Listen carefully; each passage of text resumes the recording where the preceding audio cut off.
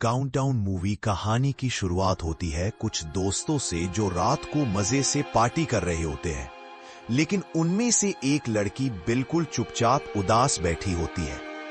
जब सभी फ्रेंड्स उस लड़की को देखते हैं तो वे सब उसे पूछते हैं कि आखिर क्या वजह है, तुम इतनी उदास क्यों हो।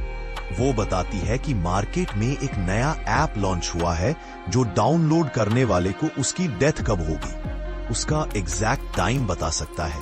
वह लड़की बताती है कि मैं इसलिए उदास हूं क्योंकि आज सुबह मैंने भी इस ऐप को डाउनलोड किया है और जब मैंने इस ऐप को ओपन किया तो उसने बताया कि मेरी मौत आज से ठीक 15 दिन बाद होने वाली है। यह सुनकर सभी दोस्त उस लड़की पर हंसने लगते हैं और मजाक मजाक में यह सभी उस ऐप को डाउनलोड कर लेते हैं। ये लोग शर्त लगाते हैं कि ऐप के मुताबिक जो सबसे जल्दी मरने वाला होगा उसे टेबल पर रखी सारी ड्रिंक्स अकेले खत्म करनी पड़ेगी। ऐप डाउनलोड करने से पहले सभी को एक यूजर एग्रीमेंट यानी टर्म्स कंडीशंस दिखती है और मेरी तरह यह लोग भी उसे बिना पढ़े एक्सेप्ट कर लेते हैं। उसके बाद सभी को अपनी लाइफ का काउंटडाउन दिखने लगता है। अब सब बारी बारी अपनी जिंदगी का बचा हुआ टाइम सभी को दिखाने लगते हैं। कोई 20 साल जीने वाला था तो कोई 60 साल, लेकिन कोटनी परेशान नजर आती है। जब वह अपना मोबाइल फोन दोस्तों को दिखाती है तो उस ऐप के हिसाब से उसके पास सिर्फ 3 घंटे बचे हुए थे। जैसे ही काउंटडाउन 0 हुआ वह मारी जाएगी। यह देखकर कोटनी डर जाती है, लेकिन उसके दोस्त कोटनी को समझाते हैं कि डरो मत, यह ऐप सिर्फ एक मजाक है। अब गेम के हिसाब से जिसके मोबाइल में उसकी जिंदगी का सबसे कम टाइम बचा होगा वह टेबल पर रखी सारी ड्रिंक्स पिएगा। इसलिए कोटनी गेम हार जाती है क्योंकि उसके मोबाइल में उसके पास सिर्फ 3 घंटे बचे थे। अब सभी दोस्त कोटनी से कहते हैं कि रूल्स के मुताबिक तुम्हें सारी ड्रिंक्स पीनी होगी। तभी कोटनी का बॉयफ्रेंड एवन आ जाता है और कोटनी की जगह वह खुद सारी दारू पी लेता है। पार्टी खत्म होने के बाद जब कोटनी अपने बॉयफ्रेंड एवन के साथ गाड़ी में बैठी तो एवन ज्यादा ड्रिंक करने की वजह से उसे चढ़ गई थी। इसलिए कोटनी एवन को ड्राइव करने से मना करती रहे, लेकिन एवन उसकी नहीं सुनता। कोटनी ऑलरेडी ऐप की वजह से डरी हुई थी, इसलिए वह कार से उतरकर पैदल ही घर जाने लगती है। एवन कोटनी को गाड़ी में बैठने के लिए कई बार कहता है, लेकिन जब वह नहीं बैठती तो एवन गुस्सा होकर उसे अकेला छोड़कर वहां से निकल जाता है। तभी कोटनी के मोबाइल पर उस ऐप का नोटिफिकेशन आता है कि उसने यूजर एग्रीमेंट तोड़ दिया है। कोटनी को इसका मतलब समझ नहीं आता, लेकिन यह देखकर कोटनी और ज्यादा डर जाती है। तभी हम देखते रहे कि काला कोट पहना हुआ कोई आदमी उसका पीछा करने लगा। तब कोटनी को मोबाइल पर एक अलर्ट आता है कि उसके पास सिर्फ 7 मिनट बचे हुए हैं। कोटनी घबराते हुए जल्दी अपने घर पहुंच जाती है।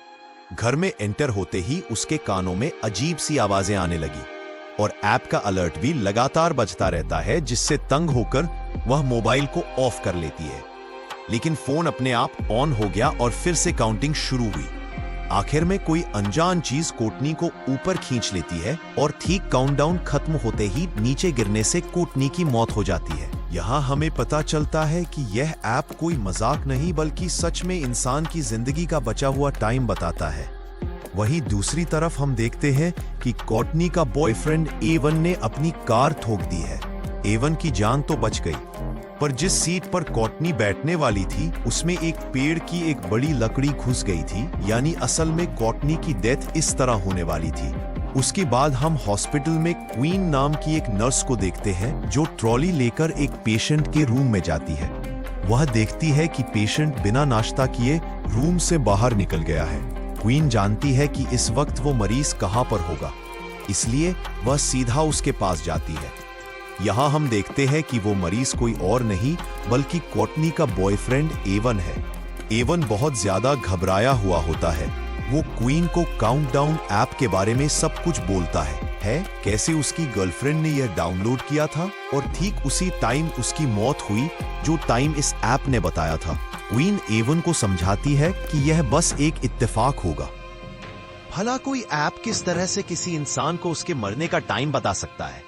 वो उसे रिलैक्स करके सर्जरी के लिए तैयार करने की कोशिश करती है, लेकिन एवन सर्जरी के लिए किसी भी कीमत पर तैयार नहीं होता, क्योंकि अब उसने भी काउंटडाउन ऐप डाउनलोड कर ली थी। ऐप के हिसाब से एवन के पास जिंदा रहने के लिए सिर्फ 19 घंटे बाकी थे और ठीक 19 घंटे बाद एवन की एक सर्जरी होने वाली है और वह समझ जाता है कि सर्जरी के दौरान वह मारा जाएगा। लेकिन क्वीन एवन को हिम्मत देती है कि ऐसा कुछ नहीं होगा। कुछ टाइम बाद क्वीन हॉस्पिटल की हेड नर्सेस से मिली। वह उसे अपने साथ ले जाती है, जहां एक डॉक्टर और स्टाफ के लोग केक के साथ क्वीन को सरप्राइज देते हैं, क्योंकि वह नर्सेस के टेस्ट में पास हो गई होती है। अब जब सब बैठकर केक खा रहे होते हैं, तो क्वीन सबको एवन के काउंटडाउन ऐप के बारे में बताती है। यहाँ कुछ और लोग भी बताते हैं कि हम भी इस ऐप के बारे में सुन चुके हैं। मजाक में ये लोग भी अपनी लाइफ का बचा हुआ टाइम देखने के लिए इस ऐप को डाउनलोड कर लेते हैं, जिसमें डॉक्टर सलीवन नाम का एक डॉक्टर भी शामिल होता है, जो यहाँ का सबसे हेड डॉक्टर है। डॉक्टर मोबाइल में अपनी जिंदगी का बचा हुआ टाइम देखकर बहुत खुश होता है, क्योंकि वह 90 साल तक जीने वाला था और बाकियों के पास भी ऐप काफी लंबा टाइम बताता है। तभी एक आदमी एक औरत को लेकर आता है जो ओवरडोज की वजह से बेहोश हो गई थी। उसकी धड़कनें और सांस रुक गई थी, लेकिन ये लोग उसे एक इंजेक्शन देकर बचा लेते हैं। पूरा दिन काम करने के बाद शाम को जब क्वीन घर लौटती है, तब उसे काउंटडाउन ऐप को डाउनलोड करने का नोटिफिकेशन आता है। वो इस ऐप को ज्यादा सीरियस ना लेते हुए उसे डाउनलोड कर लेती है और बिना सोचे समझे इस ऐप के सभी टर्म्स कंडीशंस एक्सेप्ट कर लेती है। और तभी उसे पता चलता है कि उसकी जिंदगी के सिर्फ 2 ही दिन बचे हैं। यह देखकर उसे कुछ अजीब लगता है, लेकिन क्वीन इसे नजरअंदाज करके घर पहुंच जाती है। क्वीन की फैमिली में उसके पिता और उसकी छोटी बहन जॉर्डन होती है, जबकि अगले दिन हॉस्पिटल में एवन को दिखाया जाता है, जो बहुत ही ज्यादा घबराया हुआ होता है, क्योंकि उसके मोबाइल पर उसकी लाइफ का टाइम धीरे धीरे कम होता जा रहा था और अब बस उसकी जिंदगी के कुछ ही मिनट बचे थे। वह सर्जरी कराने की बजाय हॉस्पिटल से भागने का डिसाइड करता है। जैसे ही वह भागने लगता है, तभी उसके मोबाइल पर नोटिफिकेशन आता है, जिसमें बताया जाता है कि उसने यूजर एग्रीमेंट तोड़ दिया। यहाँ हमें पता चलता है कि जब कोई इस ऐप के जरिए अपने लाइफ के बचे हुए टाइम को देख लेता है, तब वह अपनी मौत को टाल नहीं सकता। जिस तरह से कुछ दिन पहले एवन की गर्लफ्रेंड कोर्टनी ने कार से उतरकर पैदल जाकर अपनी मौत को टालने की कोशिश की थी, तब उसने यूजर एग्रीमेंट तोड़ दिया था और वह मारी गई। अब इसी तरह से एवन भी सर्जरी ना करवाकर अपनी मौत को टालने की कोशिश कर रहा है। अब यह खुद को बचा पाएगा या नहीं, चलिए जानते हैं। एवन जैसे ही आगे बढ़ने लगा, तभी एवन को शीशे में पीछे से काला साया नजर आता है, लेकिन जैसे ही एवन पीछे मुड़कर देखता है तो वहां पर कोई भी नहीं होता। तभी अचानक सामने का शीशा टूट गया। यह देखकर डर के मारे एवन भागकर सीढ़ियों के पास जाने लगा। वहां पहुंचते ही अचानक बिजली चली जाती है। तभी उसे किसी के कदमों की आवाज सुनाई देती है। जब वह अपने मोबाइल फोन का टॉर्च ऑन करता है, तो सामने उसे अपनी गर्लफ्रेंड कोर्टनी नजर आती है, लेकिन उसकी गर्लफ्रेंड एक डीमन बन चुकी वह उससे भागने लगता है।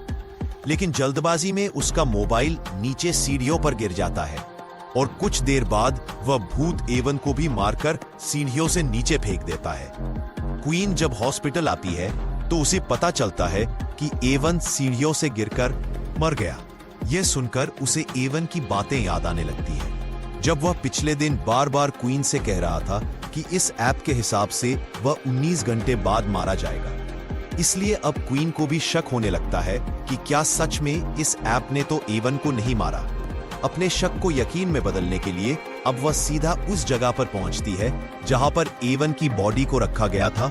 वो एवन का फोन उठाती है और उसे चेक करने की कोशिश करती है, जिसके लिए वो एवन की बॉडी से कपड़ा हटाती है और उसके मोबाइल फोन को उसके फेस के सामने लाकर स्कैन करती है, जिससे मोबाइल का लॉक खुल जाता है और वो देखती है कि इस ऐप काउंटडाउन 0 पर पहुंच चुका है।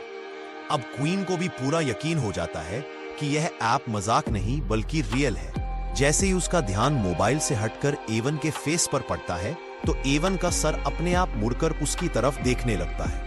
वो घबराकर जल्दी से उस लाश को वापस फ्रीजर में रख देती है। अब क्वीन को डर लगने लगा कि कहीं यह सब उसके साथ भी तो नहीं होगा, क्योंकि ऐप के मुताबिक अब उसके पास सिर्फ 1 दिन ही बचा था और कल वह अपने पिता के साथ अपनी माँ की कब्र पर जाने वाली थी, जिससे वह समझ जाती है कि रास्ते में जरूर उनका कोई एक्सीडेंट होगा जिसमें क्वीन मारी जाएगी। इसलिए क्वीन अपनी मौत को टालते हुए अपने डैड को कॉल करती है और कल के दिन कब्रिस्तान जाने का प्लान कैंसिल करती है। तभी क्वीन के मोबाइल फोन पर एक नोटिफिकेशन आता है कि उसने यूजर एग्रीमेंट तोड़ दिया है।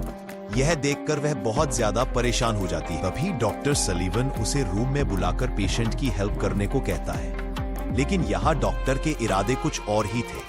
वो क्वीन के साथ जबरदस्ती करने की कोशिश करता है। क्वीन जैसे तैसे उससे अपनी जान छुड़ाकर बाहर आते ही हेड नर्स से उसकी कंप्लेंट करने जाती है, लेकिन क्वीन के बताने से पहले डॉक्टर हेड नर्स को किसी दूसरे काम में लगा देता है। घर आने के बाद रात को क्वीन इंटरनेट पर इस ऐप के बारे में सर्च करती है और उसे कॉटनी के बारे में इंफॉर्मेशन मिलता है। उसे एक लड़की का वीडियो भी मिलता है जो बताती है कि ऐप को डाउनलोड करने के बाद से उसे अपने भाई का भूत दिखने लगा है, जो कि कई सालों पहले मर गया था। कुछ देर बाद वह लड़की कहती है कि उसका वक्त खत्म हो गया है और तभी उस लड़की को भी कुछ हो जाता है। लेकिन क्वीन जब वीडियो के कमेंट्स चेक करती है तो कमेंट्स में सब लोग फेक वीडियो बोलते हैं, जिससे क्वीन को थोड़ी बहुत शांति मिलती है। और जैसे ही क्वीन लैपटॉप बंद करती है तभी अचानक क्वीन को भी एवन का भूत दिखाई देता है, जिससे वह बहुत डर जाती है। पर जैसे ही उसने लाइट जलाई तब एवन गायब हो गया था। तभी उसे दोबारा नोटिफिकेशन आया कि उसने यूजर एग्रीमेंट तोड़ा है। वह अपने मोबाइल को जमीन पर मारकर तोड़ देती है और कमरे से बाहर निकलकर डर के मारे कार में पूरी रात गुजारती है। अगले सुबह क्वीन की बहन जॉर्डन आकर उसे जगाती है। ये दोनों वापस अपने रूम में आते हैं और वहां क्वीन की छोटी बहन जॉर्डन क्वीन का टूटा हुआ मोबाइल देख लेती है, जिसमें अभी भी काउंटडाउन चल रहा था। वो क्वीन से कहती है कि तुमने भी इस ऐप को डाउनलोड किया है। यह सुनकर क्वीन परेशान हो जाती है, क्योंकि उसकी छोटी बहन जॉर्डन को भी इस ऐप में है के बारे में पता था और वह भी इस ऐप की यूजर थी। अब क्वीन के मोबाइल का स्क्रीन पूरी तरह से टूट चुका था, इसलिए वह एक नया फोन खरीदने के लिए मोबाइल शॉप पर जाती है। वह सोचती है कि नए मोबाइल में वो किलर ऐप भी नहीं होगा, लेकिन क्वीन के मोबाइल खरीदते ही वह ऐप अपने आप उसमें डाउनलोड हो जाता है। इस पर क्वीन गुस्से में चिल्लाकर उस शॉपकीपर से इस ऐप के बारे में पूछती है, लेकिन उसे भी इसके बारे में कुछ नहीं पता था। वह दुकानदार उसे डिलीट करने की कोशिश करता है, पर इस ऐप को डिलीट करने का ऑप्शन ही नहीं था। जिसके बाद क्वीन गुस्से से उस दुकानदार से अपना मोबाइल लेकर वहां से चली जाती है। क्वीन की बातें सुनकर मैट नाम का लड़का उस दुकानदार के पास आता है। वह भी दुकानदार से इस ऐप के बारे में पूछता है। दूसरी तरफ क्वीन घर वापस जाने के लिए अपनी गाड़ी में बैठ जाती है, लेकिन जैसे ही उसने सामने लगे शीशे में देखा तो उसकी गाड़ी के पीछे काले कपड़े पहने एक आदमी खड़ा था। जैसे ही उसने पीछे मुड़कर देखा तो वह गायब हो गया। तभी अचानक किसी अजीब क्रिएचर के हाथों ने उसका मुंह ढक दिया, जिससे उसकी गाड़ी तेजी से रिवर्स जाने लगती है और पीछे खड़ी गाड़ी से टकराने से बच जाती है। तभी दूसरी गाड़ी का आदमी गुस्से में बाहर निकलकर क्वीन पर चीखने लगता है, लेकिन तभी वही दुकान का कस्टमर मैट बाहर आकर सारी सिचुएशन संभाल लेता है। वह क्वीन को बताता है कि मैंने भी इस ऐप को डाउनलोड किया है और मैं तुमसे भी पहले मरने वाला हूं। अब दोनों एक बार में बैठकर ऐप के बारे में बात करने लगते हैं। मैट क्वीन से कहता है कि जब तुमने इस ऐप को डाउनलोड किया था तब तुमने यूजर एग्रीमेंट पढ़ा था, जिस पर क्वीन जवाब देती है, नहीं, मैंने डायरेक्ट टर्म्स कंडीशंस एक्सेप्ट कर ली थी।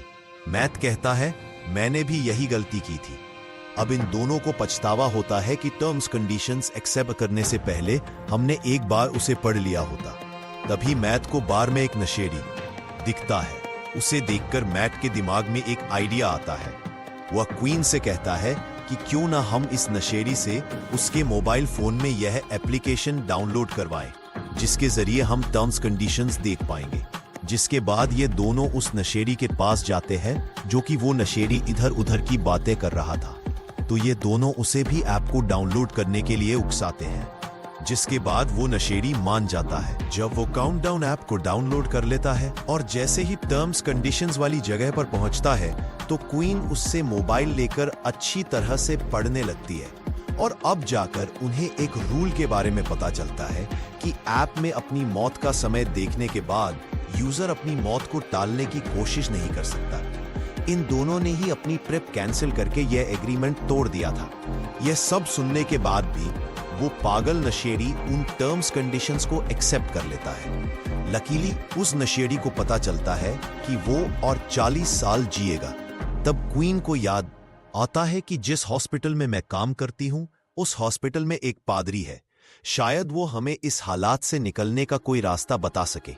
इसके बाद क्वीन और मैट हॉस्पिटल जाते हैं तो पादरी को डीमन की सारी कहानी समझाते हैं।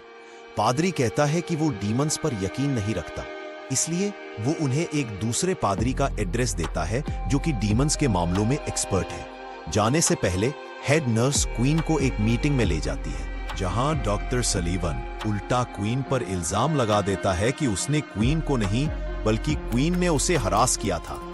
लेकिन जब क्वीन सफाई पेश करने लगती है तब मीटिंग का हेड क्वीन की कोई बात नहीं सुनता और क्वीन को जॉब से निकाल देता है।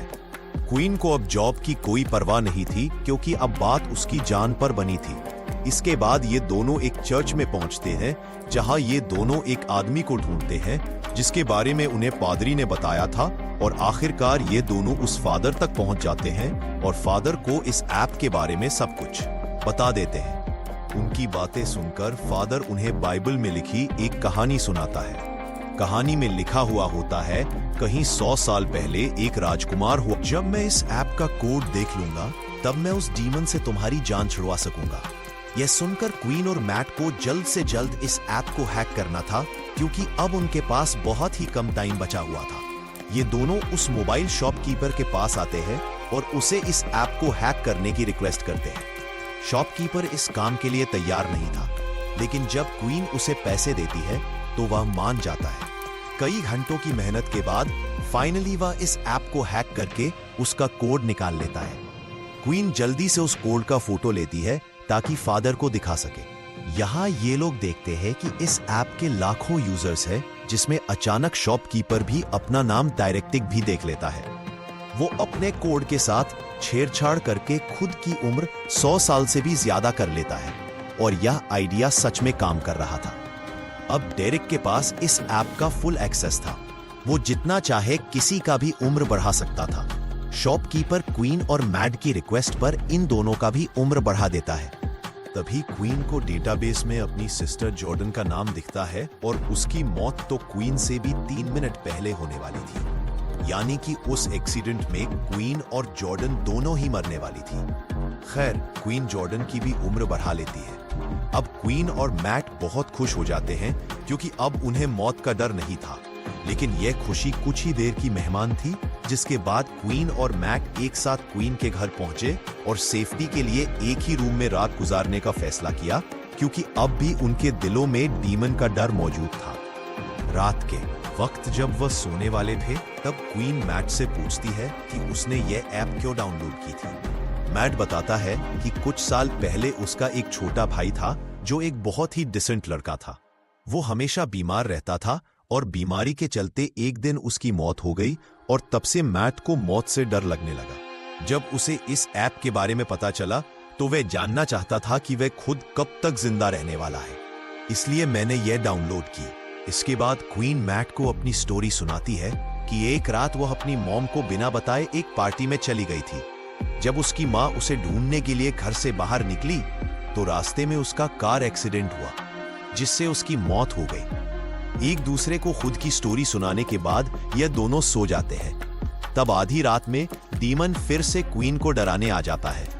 क्वीन के कानों में एक अजीब आवाज गूंजती है, जिससे इसकी आंख खुल जाती है। उसने देखा कि मैट का हाथ उसके पेट पर है।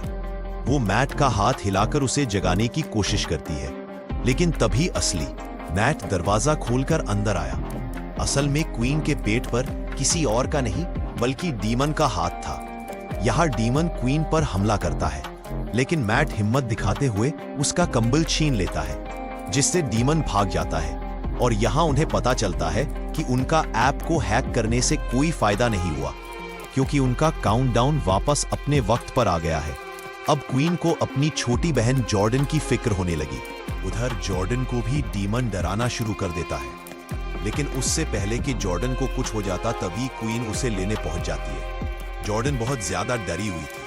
अब तीनों एक साथ मिलकर फादर जॉन के पास जाते हैं। क्वीन उसे बताती है कि ऐप को हैक करने का प्लान नाकाम हुआ, अब भी डीमन हमारा पीछा कर रहा है। जिसके बाद उन्होंने ऐप को हैक करने वाला कोड फादर को बताया।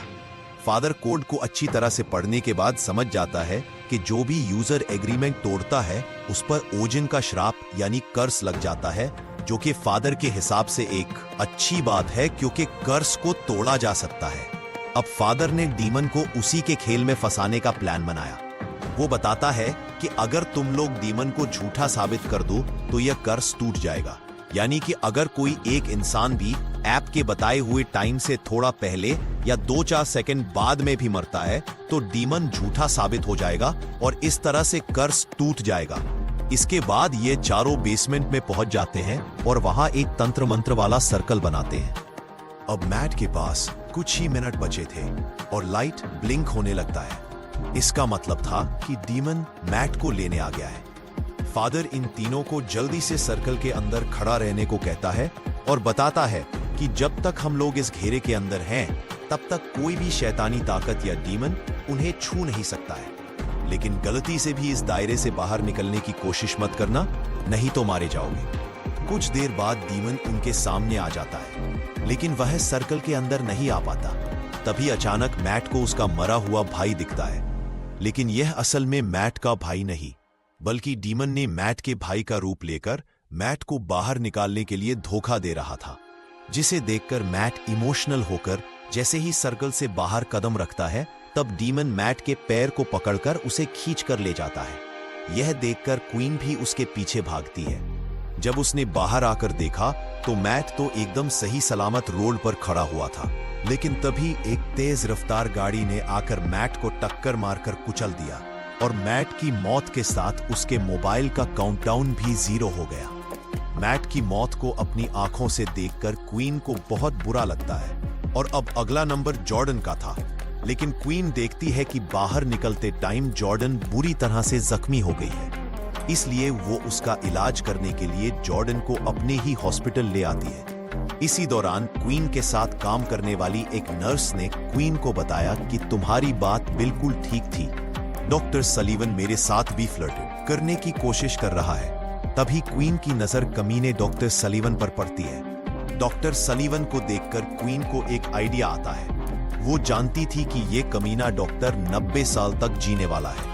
अगर क्वीन इस डॉक्टर को अभी मार दे तो डीमन का कर्स टूट जाएगा और इन दोनों बहनों की जान बच जाएगी।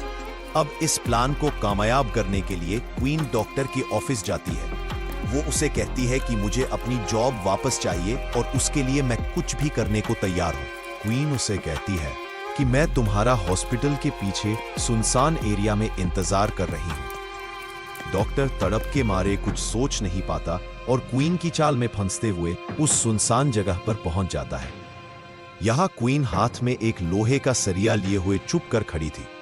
मौका मिलते ही क्वीन ने डॉक्टर पर सरिया से हमला कर दिया, जिससे वह जख्मी होकर जमीन पर गिर गया। क्वीन पहले से अपने साथ मॉर्फिन का इंजेक्शन भी लाई थी और जैसे ही वह इंजेक्शन डॉक्टर को लगाने वाली थी तभी डीमन ने वहां आकर डॉक्टर को खींचकर बचा लिया। डॉक्टर वहां से भाग निकलता है। खैर, अब जॉर्डन के मरने का वक्त हो गया था।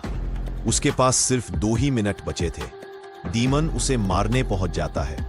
वो डीमन से छुपकर खुद को बचाने की कोशिश करती है, पर ऐप उसकी छिपने की जगह बता देती है और डीमन जॉर्डन को पकड़ लेता है।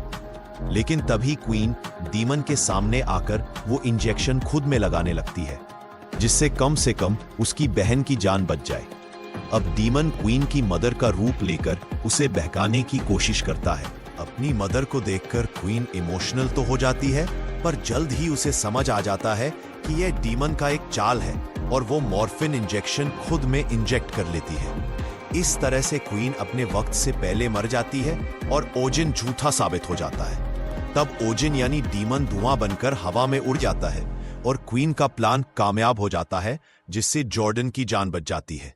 जॉर्डन अब क्वीन के पास आकर रोने लगती है और तभी देखती है कि उसके बाजू पर एक मेडिसिन का नाम लिखा हुआ है और वो क्वीन के हाथ में उसी मेडिसिन की शीशी भी देखती है।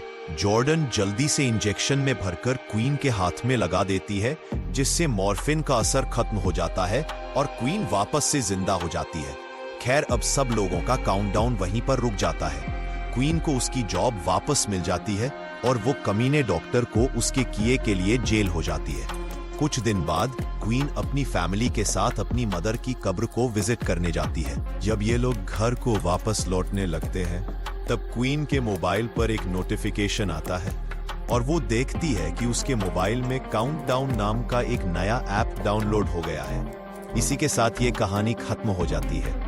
अगर आपको ये वीडियो अच्छी लगी हो तो कृपया लाइक, शेयर, कमेंट और मेरे चैनल को सब्सक्राइब करना ना भूलें। आपकी थोड़ी सी मदद मुझे फिल्म का और भी बेहतर वर्णन करने के लिए प्रोत्साहित करती है।